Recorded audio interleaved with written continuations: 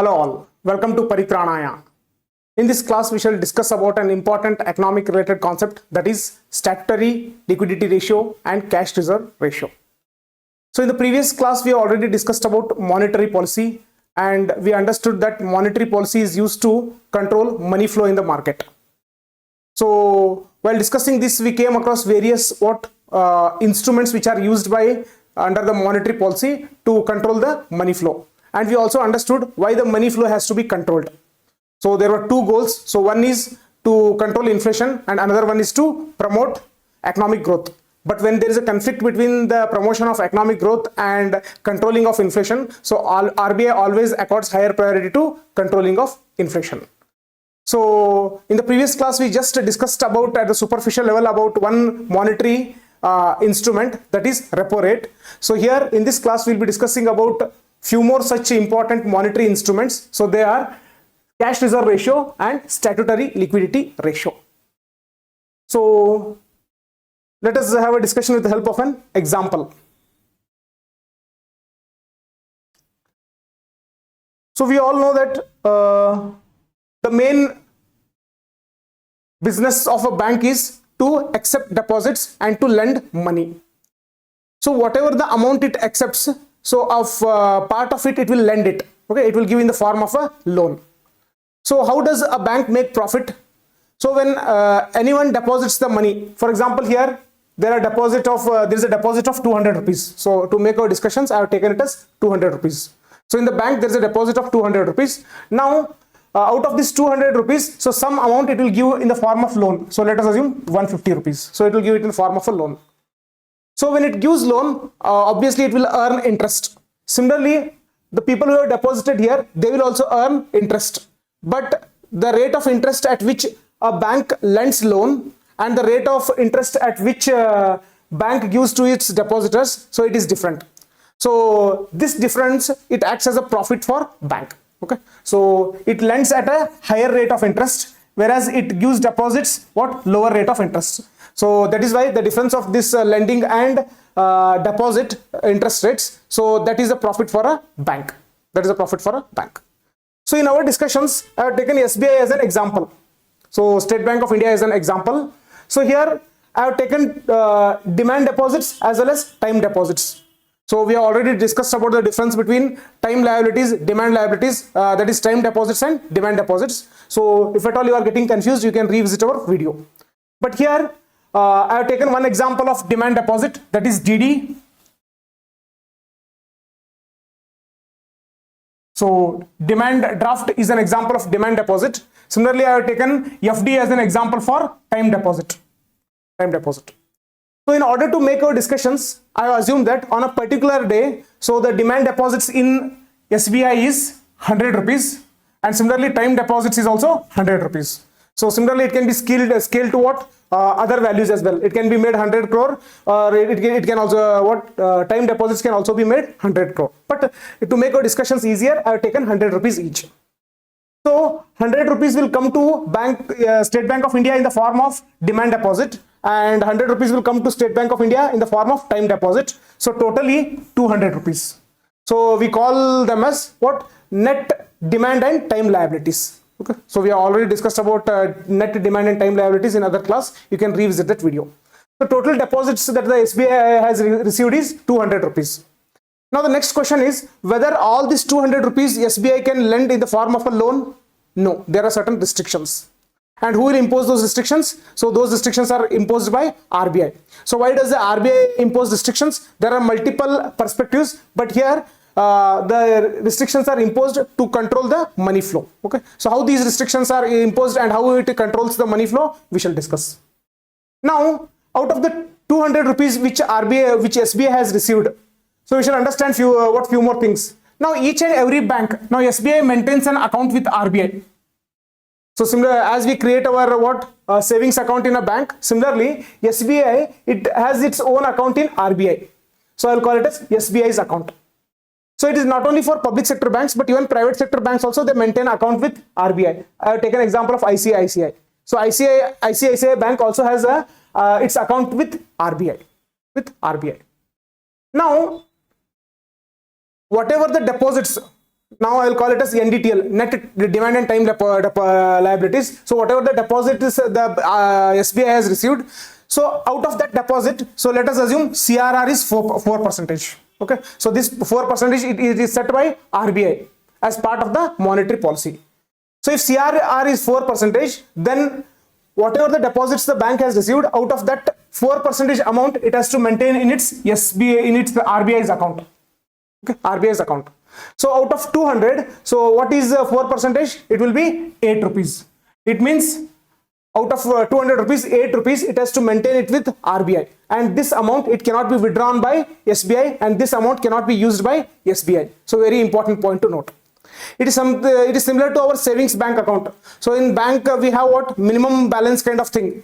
So this minimum balance always we have to maintain and we cannot withdraw it. Similarly here, it is like minimum balance. Out of the total deposits, this much percentage amount has to be maintained with the what? RBI, and that is called as CRR. So here I have taken it as 4%. Okay, 4%. So this is about CRR. So this CRR is controlled by RBI, and how RBI uses CRR to control money flow, we shall see later on. Okay, but next we shall discuss about SLR, statutory liquidity ratio.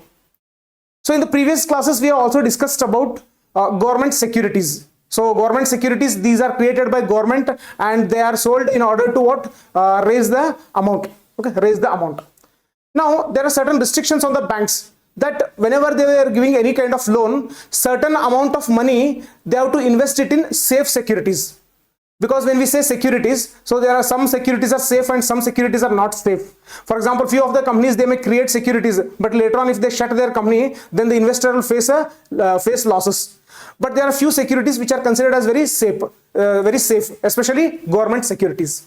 So here already we have discussed about government securities. So now RBI will say to banks that 18% of the total deposits you should invest in government securities. So that is called as SLR.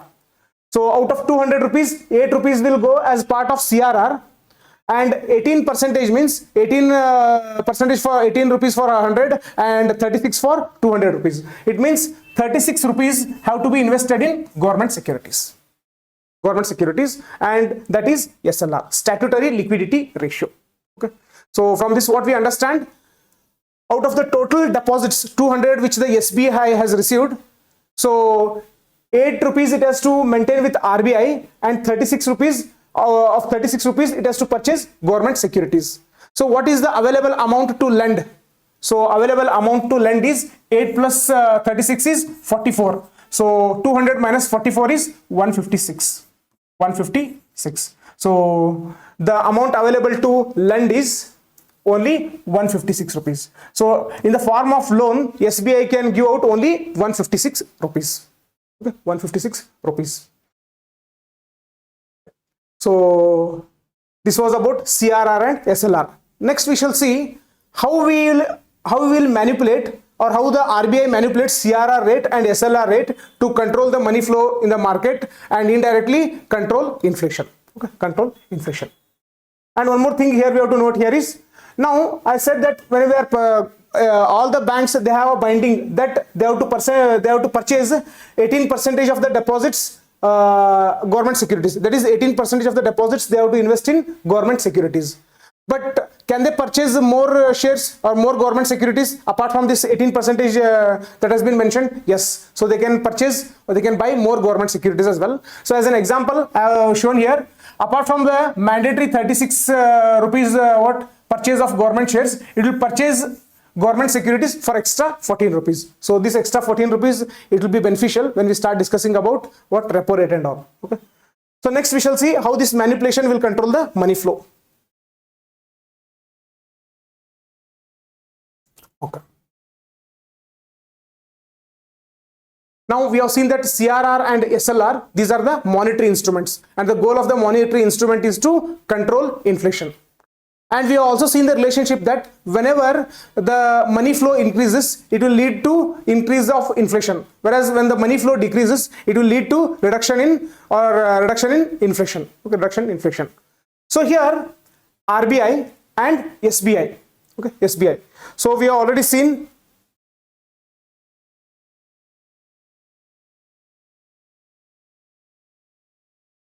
So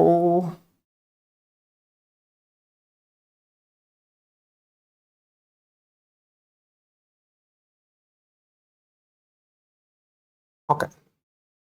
So we have already seen that CRR is presently 4% and SLR is 18%. So out of the 200 rupees deposit which the RBI has received, so it can lend how much rupees? 156 rupees. 156 rupees. Now let us consider a scenario wherein CRR is increased to 5% and SLR is increased to what, from 18 to 19%. So now the total amount of money which the bank can lend, so whether it will increase or it will decrease.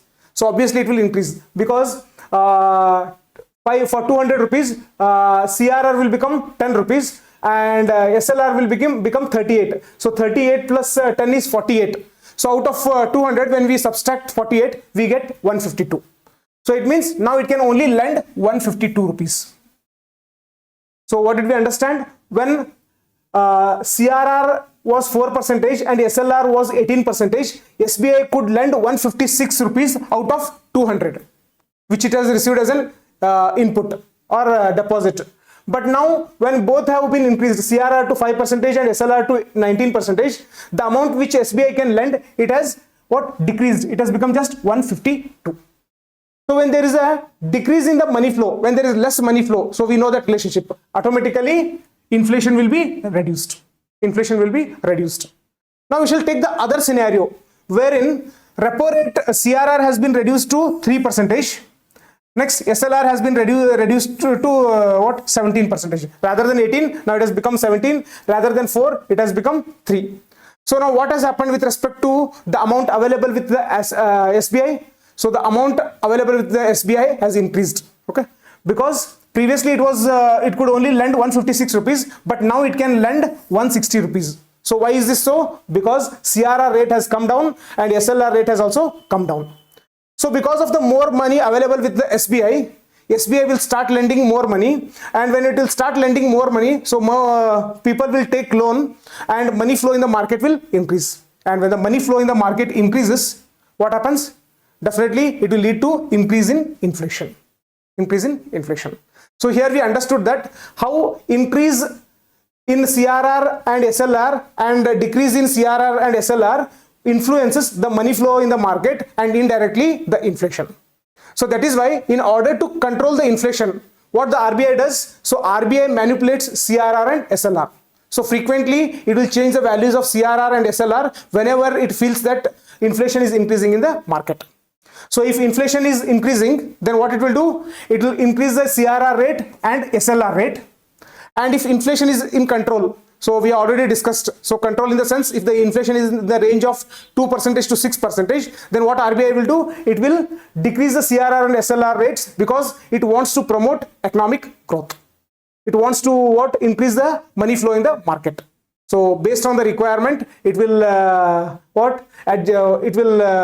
control the CRR and SLR rates. Okay, SLR rates. So the ultimate aim is to what? Reduce inflation, and also the secondary goal is to promote economic growth. But whenever there is a conflict between promotion of economic growth and reduction of inflation, the primary target of RBI will be control of inflation. So this was about the monetary instruments of cash reserve ratio and statutory liquidity ratio. Similarly, in the subsequent classes, we will be discussing about other monetary instruments and other important economics related topics from UPSC point of view. For all our further updates, subscribe to our channel and hit on the bell icon. Thank you.